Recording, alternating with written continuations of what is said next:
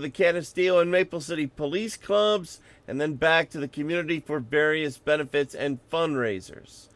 And 2019 was another big Gus Macker weekend in the city of Hornell. That's the news. I'm Brian O'Neill. Some fairly typical midsummer weather expected for today, with mostly to partly sunny skies, warm, humid in the 80s, and a chance of scattered showers and storms this afternoon. Showers and storms diminish this evening, partly cloudy mid-60s overnight.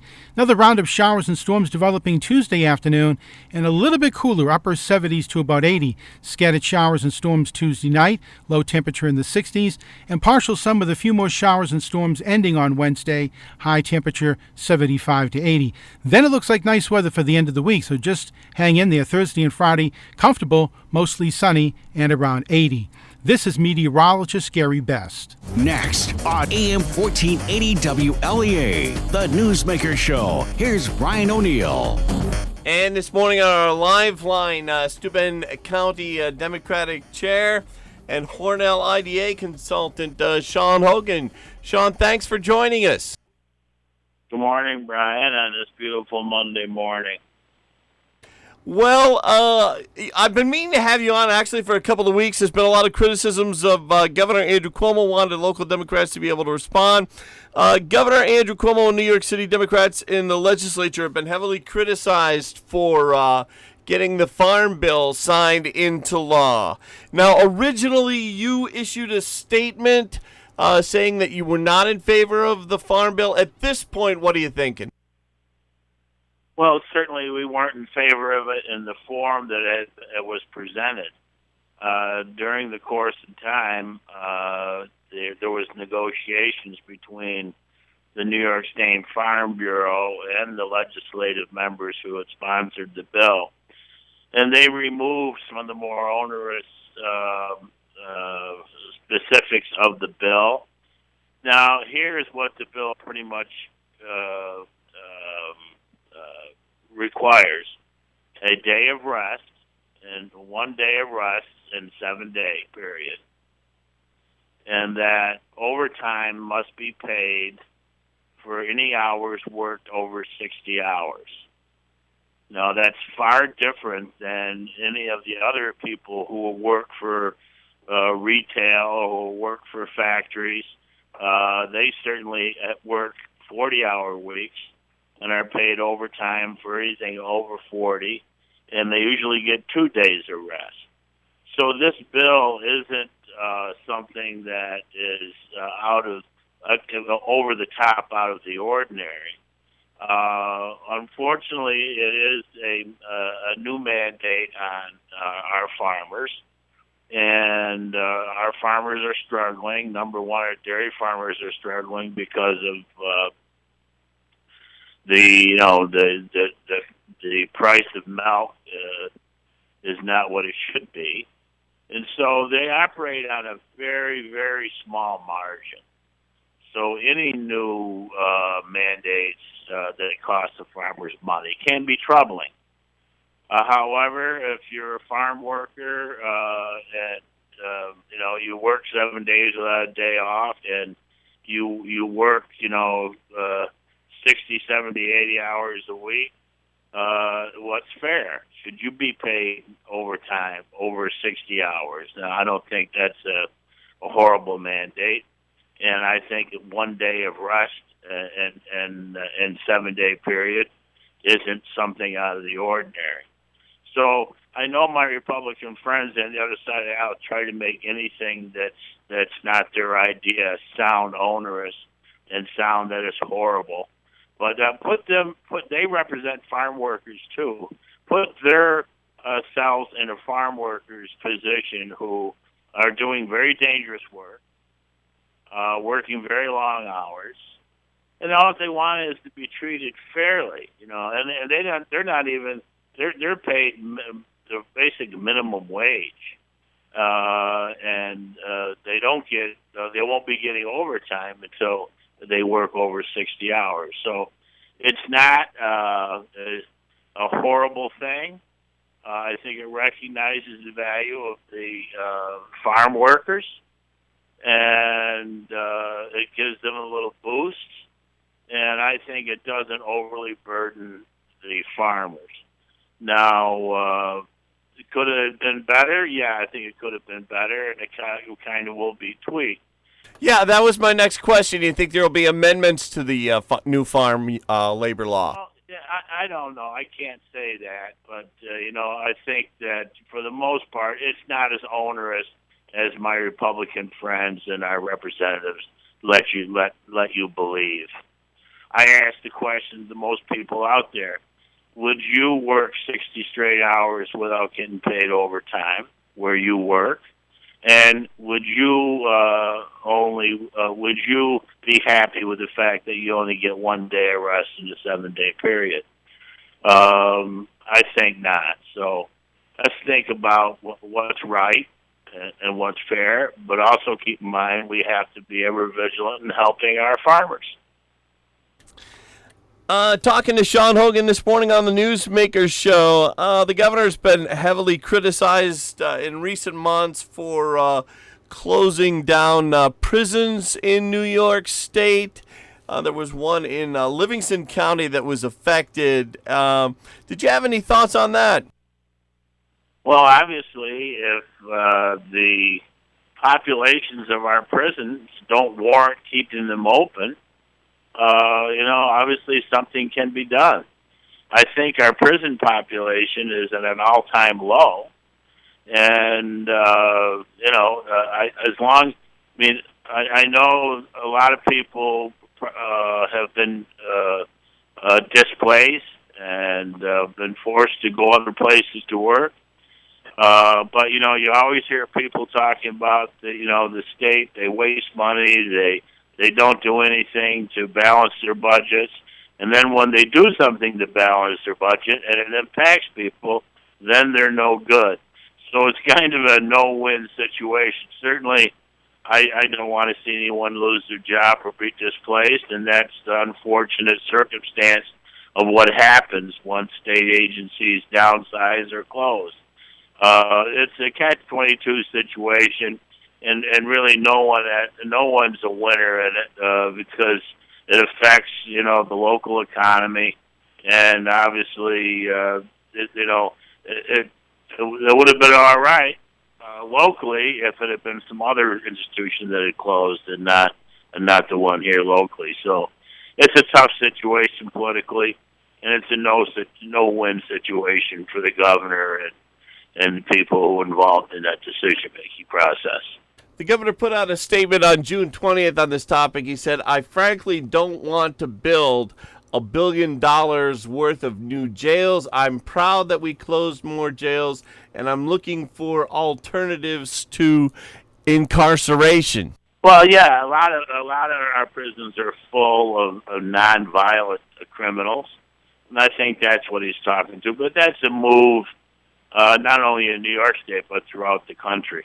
Talking to Shawn Hogan this morning on the Newsmaker show, and he has his Steuben County Democratic chair hat on at this point in the show. I wanted to ask you, Dr. Robert Heineman predicted last Friday on the show that because there's so many candidates and because the candidates are mostly beating up on former Vice President Democrat Joe Biden, eventually what will happen is the National Democratic Party will bring in, or the New York State Party will work together with the National Democrats and bring in Andrew Cuomo for president. Your thoughts? Well, I have utmost respect for my good friend Dr. Heineman, but with all due respect, I think he's all wet on that one. How come? I just don't see that happening. I don't see that happening. They feel the Democratic candidates is going to whittle itself out. So there'll be a number of people drop out after this next debate. And it'll get, you got to go through the process. The Republicans went through the process in 2016. They had 2 tiers of candidates. And it eventually whittled itself out, and Trump, however disconcerting, became the winner. And so I think the same process is going to be, let it play out. It's early in the process. and I think that that Joe Biden will be the ultimate winner because That was my next question. What's your prediction? Your prediction is Joe Biden. I think Joe Biden is the more common sense and centrist Democrat. He has a history. He is a guy with great compassion, but also he's a guy that has a great history of a legislature and experience, 8 years experience as vice president. And I believe he'll be ultimately successful, and I do believe he will beat President Donald Trump. Who do you see running on the ticket with Biden? At this point, I don't know, but I'm sure it'll be either Kamala Harris That's the name I hear most. or Elizabeth Warren. Which do you think would be the better ticket? I believe it would probably be Biden and Kamala Harris. That's what everybody's saying, Sean. They're saying that would really put Trump in a situation to have to run against Joe Biden and Kamala Harris, the congresswoman from California. I see that Austin Morgan is going to be in Angelica next weekend. Austin Morgan, of course, the Democrat state Senate candidate for Allegheny and part of Livingston and all of Chautauqua and Cattaraugus counties. I know that's not your district, but are you hearing anything about the Austin Morgan campaign, Sean? I really have not heard much about it at all. I know he's a young, bright young man. He's been working hard. He's got an uphill battle. The voter registration in our region is really stacked against Democrats. A statistic that often baffles me, but that's the case. But I think, like I said, he's got an uphill battle. Nice young man that gets out there and shares his ideas, and maybe he'll catch fire. I don't know. I don't want to downplay it. Lightning could strike, and he could end up winning, but we'll see. You spoke there in your answer about how it baffles you that with being in a Democrat state, that upstate is so Republican. Do you have any thoughts as to why that is? Well, I think a lot of it's historic, and I think because of county governments have been controlled by the county legislatures, and a lot of people feel they have to register Republican to be part of the process because they're in the majority. A bunch of stuff that really isn't true, but I think history plays out. And a lot of people registered Democrat because, their parents were Democrat or Republican because their parents were Republican. But one thing you keep in mind, the fastest growing registered voter is blank. There are more registered blanks. I'm not talking Independence Party. I'm talking independent blank voters, not affiliated with any party. That's the fastest growing number of voters in our region, and I think in the nation today, a lot of people choose not to be affiliated with a major party or Republican Party or Democratic Party, and they choose to be independent voters. And I think a lot of the situations that have to be addressed in our state is this fusion voting, allowing minority parties or small parties to endorse major party candidates. Like around our area, you'll have a Republican get the conservative line and also get the independence line, and they'll automatically be on 3 different ballots. Democrats, will probably, if they choose, could get the working family line. So it'd be Democrat working families, or they could pass independent petitions. So I think that if you got rid of fusion voting, where allowing minority parties to endorse major party candidates, I think you'd see both parties, Democrat and Republican, growing registration. But until that happens, I don't think you'll see it. Interesting. Talking to Shawn Hogan this morning on Newsmaker Show. We're going to take a quick break. We'll be back in just a moment. Have you heard about CBD oil and how great it is? What is CBD? How does it work? What can it do for you? All of those questions can be answered with one stop at Next Level Wellness in Hornell. Let Josh help you change your life. Next Level Wellness carries a variety of CBD-based products created to bring balance to your life. Stop into Next Level Wellness at 10 Seneca Street in Hornell, or find them on Facebook at Next Level Wellness and on their website at nxlevelwellness.com. Checking in now with meteorologist Gary Best. Gary, did we get hit hard with rain yesterday? Yeah, we certainly did. We had some pretty good showers and thunderstorms, although that could happen again this afternoon. We're okay right now with a good deal of sunshine, and temperatures will be in the mid-80s during this afternoon with a few showers and thunderstorms coming up. By the way, today's sunrise was at 6 o'clock. It'll set at 8:35 this evening, and for this evening, scattered showers and storms will be ending, and then partial clearing down into the mid-60s overnight. Not quite as warm Tuesday and Wednesday. A blend of clouds and sun will continue as well, with a chance of afternoon showers and storms on Tuesday, 75 to 80, scattered showers, low 60s at night, and partly sunny with maybe another shower or thunderstorm Wednesday, 75 to 80. Then it looks like sunny, nice weather coming up for Thursday and Friday. And back with Steuben County Democratic Chair Shawn Hogan. If you could put on your Hornell Industrial Development Agency hat now, Shawn, the new St. James, what's going on there? Making great progress. As you know, St. James gave some tours there about a week ago in kicking off their local capital campaign.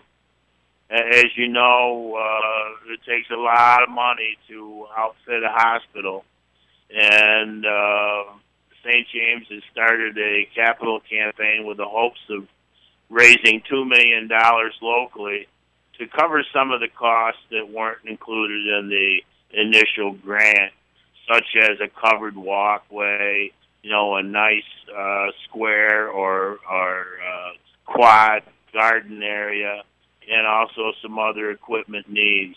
And I'm told that they're making great progress, and everyone is welcome to donate whatever amount they can to the capital campaign to ensure that our hospital is the very best equipped and staffed in our region. And I'm getting nothing but good reports about the medical office building. That was my next question. The doctors and nurses all speak very highly of the new medical office building there in the old Kmart Plaza area.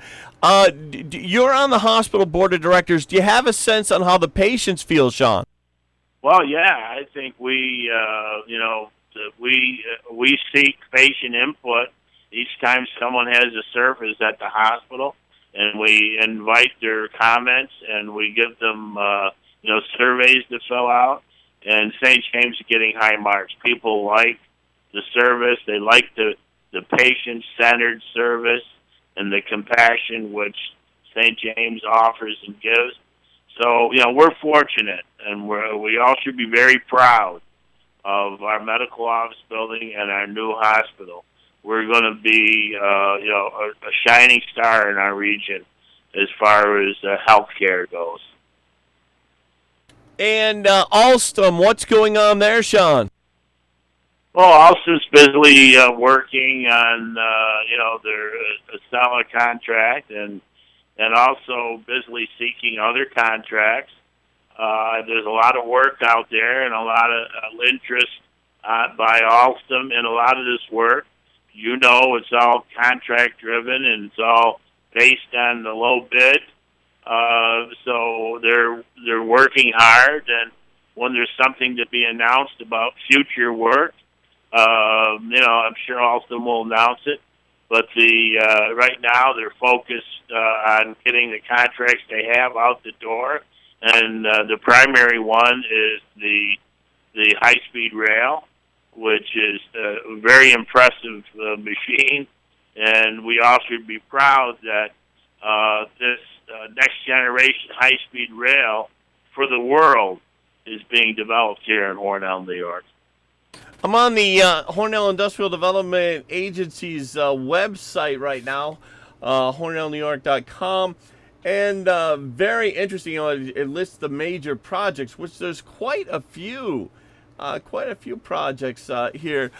Anything going on in the Hornell Industrial Development Agency world that's new, Shawn? I've been working with the I-86 corridor and the Steuben Schuyler Chemung workforce and Alfred State and Alstom in putting together an application for a sustainable training program, and one that would seek cohorts from the region to go through training, and the training at the end of that training will result in a possible job at Alstom if the people go through the training successfully.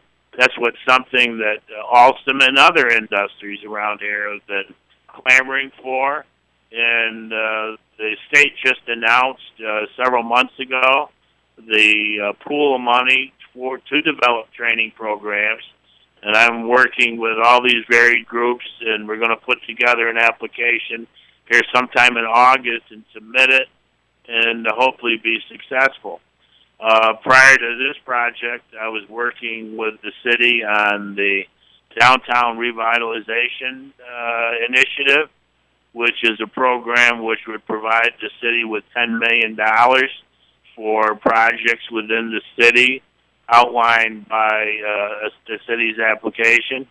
The application the city submitted was back in May, and the city was selected to be one of the finalists.